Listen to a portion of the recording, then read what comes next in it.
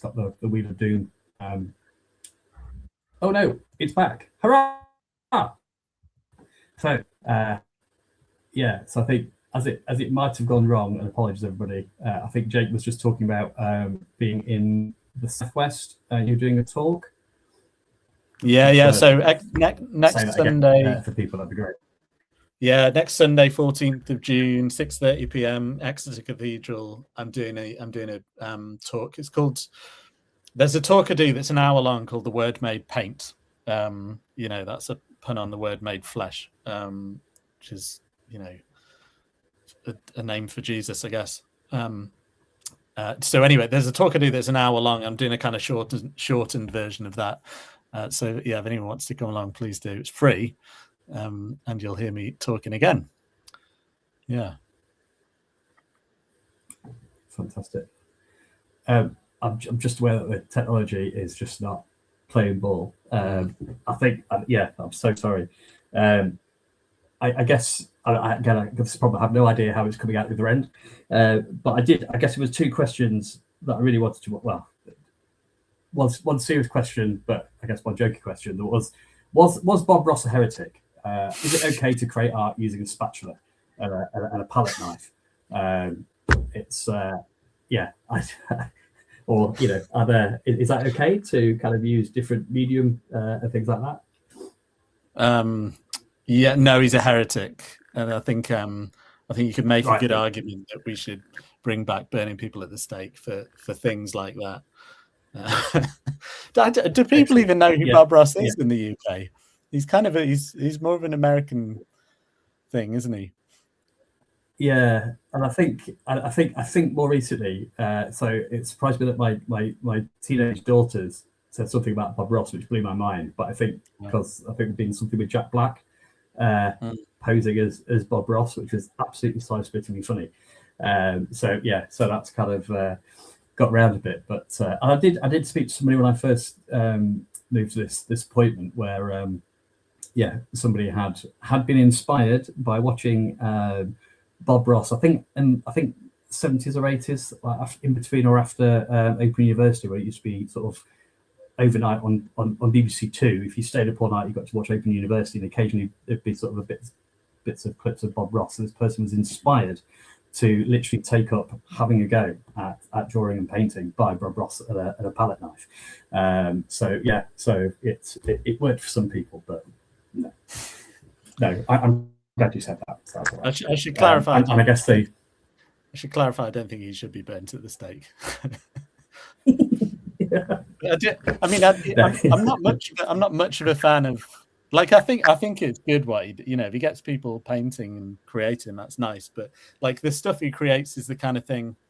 If you imagine like going on a road trip in America in the 1980s and staying in cheap motels, it's the kind of art you'd imagine on the wall and in those cheap motels, isn't it? Yeah, I'm thinking about sort of things I've watched on Netflix where things happen in motels. Sort of the criminals are trying to escape, and that's exactly the art that is on those walls. Those scenes. Absolutely. Yeah. That's what a wonderful description. That's amazing. And I guess, if and it is tragic when I'm a fan of historic buildings and so when anything gets destroyed, I know, particularly in the church, perhaps too much time worrying about buildings for building's sake, but I think some of those spaces that are beautiful, whether they're sacred or not, or spaces where you can go and experience things of challenge and beauty and wonder and mystery, like art galleries or concert venues. So if heaven forbid there was a fire in an art gallery that had all your favorite artwork in it, which is the one painting or picture that you would just absolutely want to save? That is it's a very difficult question to answer, but I've just been writing on my blog. I'm going to put a link to my blog in the chat, actually. Yes, please. So please do. No, it's failed to post to Metal Methodist. Let's try one more time. No, it's not gone through.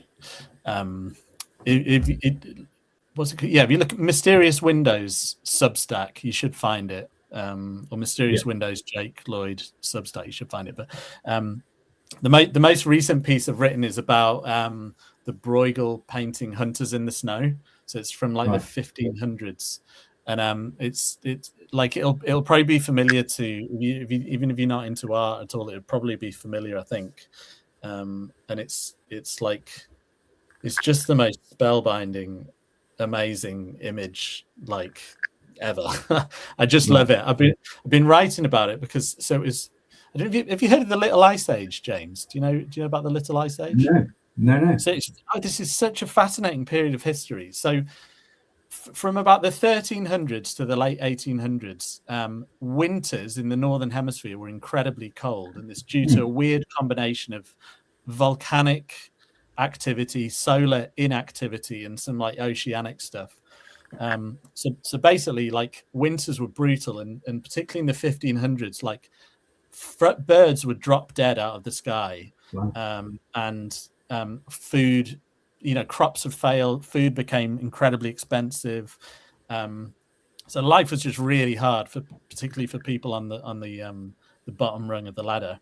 And Bruegel, who's one of the best painters ever, he always painted peasants. The working class in he was from Flanders, which is now Belgium, and he'd often paint peasants in a way that often they look like ridiculous, but then and often they were doing kind of stupid things in his painting. But then when he paints winter, and this image of winter, Hunters in the Snow, is the first kind of winter landscape in Western art, and there's just it shows a community surviving. There's these hunters returning from a hunt with very little to show for it. And there's like this kind of frozen mill wheel showing that there's no flour going to be produced. And there's over on the left, there's these people starting a fire to try and roast some meat. And is people kind of gathering firewood and just trying to survive, and also skating on the ice and having fun.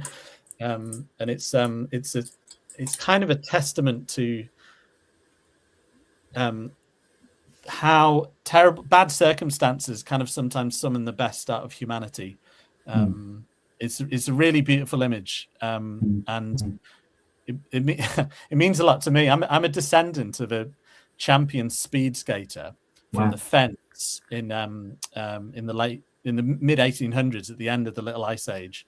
So he grew up in a time where the Fens were freezing, cold each winter, and skating became part of the culture. And there's something about he was a kind of poor working class guy who became very successful at skating. There's something about him, and I know a little bit about him from research and stuff. There's something about him and that figure that he would fit right in that image, Hunters in the Snow. And it's look it up. It's gorgeous. It's one of the biggest selling Christmas cards ever, actually, apparently. Well, so I encourage people to go and go comment and post on Jake's blog and sign up. But also, if people go and look at that image and post comments, and maybe without annoying anybody's copyright or something, I can post a link to it as well. Well, to your stuff, obviously, but to the picturing. I was thinking it's almost like like book club, actually. People sharing their responses to it, which I guess is going together around an art gallery and discussing your responses to a piece of art. That's quite helpful. Because I was thinking again, like some of the some of the very bleak metal album covers as well, kind of talk about situations that are really dark, but then are because of a particular band from Sweden who their focus is telling the stories of quite often ordinary people, but in various conflicts, in various points in history and locations around the world. And it's not glorifying war. It's kind of acknowledging the horror of it, but yet just shining a little bit of a light on some of the amazing acts of humanity and compassion and courage and bravery that ordinary people are capable of in the worst of situations, almost, you know, back to Maslow, but that kind of, even when our need for the most basic things like shelter and safety and food and water, and yet we are still able to to respond to each other, which is just a bit like Lamentations, isn't it? You know, this is why is this going on, God? But yet, despite this, I still choose to believe. I still choose to seek to act justly and you know, fondly towards others. So, thank you. Again, I'm so sorry for the technical fiasco. It's not even a technical fresco; it's just a fiasco. But if when we go back, it's none of this actually came out, if we might have to reschedule and redo it. But yeah, no, thank you really much for your time. Is there anything else you particularly wanted to get across to people before we finish? Just to plug what I'm doing again. Like I do these meetups at galleries sometimes, where I kind of lead people around, and it's kind of participatory. It's not just listening to me bang on, you know, for an hour or whatever. It's I just think, you know, talk about these mysterious windows. It's just peering through these mysterious windows together and seeing what we find. So yeah, you'll find me on Substack. That's where I have my blog. Find me there. Brilliant. Thank you so much for your time. Apologies once again, but I hope, just that's well, and again, I think, you know, whether it's the high proportion of people within the sort of metal alternative Gothic community who, like art, but it's album covers, t-shirts, but you know, tattoos, you know, actually art in every way is just kind of so important. So hopefully that's kind of helped us connect a little bit in a different way, in different forms of art, and wherever people are at in their kind of questing, seeking, wondering journey of faith, life, the universe, that it just opens us up to, like you say, that mystery, and to actually be okay with that mystery, and to see that as something of the divine in itself, and that permission to wonder. Mystery is important. We don't need to you know, have all the answers. We can mysteries are sometimes there to be reveled in rather than explained, I think. Yeah, no, definitely. Thank you, and hopefully chat again at some point. But thank you. Have a good rest of the evening. And I hope the hay fever's not too bad. No, I think it's died down. Yeah. Cool. That's brilliant. Thank you, Jake.